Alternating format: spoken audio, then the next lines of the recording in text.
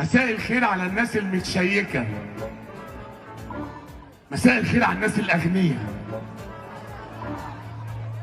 أنا بحب الأغنياء أوي يا جدعان، بحس إن هم أذكياء، صح ولا إيه؟ تحس فئة الفنانين سواء واحد بيمثل أو واحد بيغني إن هما في بعض الأحيان بيتهطلوا، بيبقوا هبل، بيبقوا عبط، ما تعرفش. يعني أحمد سعد طالع في حفلة على المسرح قدام الناس كلها، كله بيصور، يقول أهلا بالناس الأغنياء. بحس إن الأغنياء دول أذكياء أوي. طب وبقية الشعب أغبياء عشان معهمش فلوس مثلا زيكم؟ بقية الشعب الفقير الغلبان ده خلاص بقى غبي بالنسبة لك وطالع بتقولها علانية؟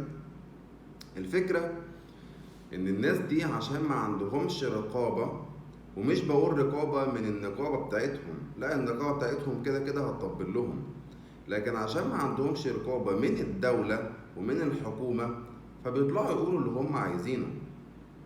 انما الكلمة دي تقاضي احمد سعد. يعني احنا لو في دولة محترمة احمد سعد ده يتحاكم على الجملة اللي قالها دي. يعني ايه اهلا بالناس الاغنياء الاذكياء بس؟ وايه دي يا عم ده؟ ده 90% من الشعب المصري فقير وغلبان. ايه التخريف اللي انت بتقوله ده؟ انا مش مصدق والله.